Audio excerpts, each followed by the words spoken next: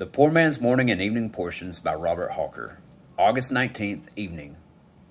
And Moses returned unto the Lord and said, Lord, wherefore hast thou so evil entreated this people?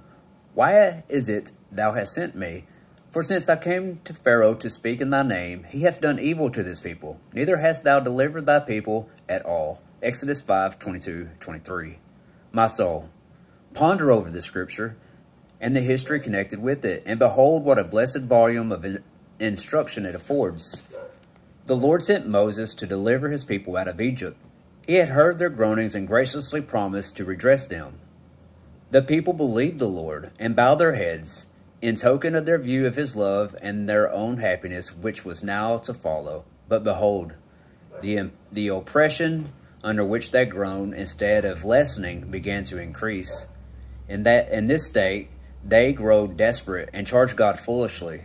Yeah, Moses himself, who had talked with God at the bush and seen the miracles in confirmation of his commission there shown, becomes tainted with the same spirit of unbelief and returned to expostulate with Jehovah on the occasion. Pause over this view of the human heart, even in God's own people.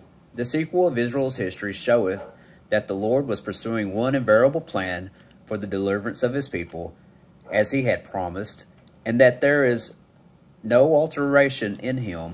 He was only laying his glorious scheme the deeper by seeming opposition, to make his people's emancipation more blessed, and his love for them more striking. But yet, while things appeared thus dark and unpromising, Israel forgot all that the Lord had promised. And how is it, my soul, with thyself? When the promises of God seem to clash with his providences, and according to thy narrow views seem impossible to be brought into agreement with each other, how dost thou act? Art thou not like Israel, much disposed to reason with flesh and blood?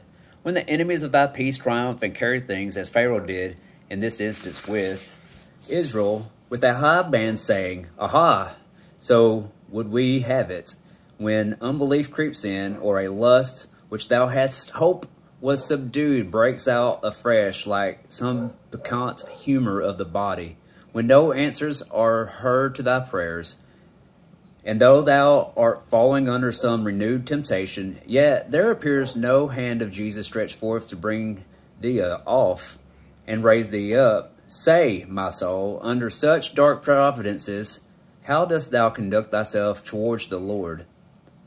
Oh, for grace to trace Jesus more especially in trying seasons than even in prosperous moments, and to hear his voice in the whirlwind and the storm. It is blessed to wait, blessed to depend upon Jesus, blessed to believe in his promise, when all the ways of the fulfillment of that promise seem to be wholly shut. This is the crowning grace of faith, against hope to believe in hope, and amidst the most desperate circumstances, to cleave to Jesus as a sure friend. When his providences, he appears coming forth as a determined enemy, and to say, with the same well-grounded confidence as Job, though he slay me, yet will I trust him.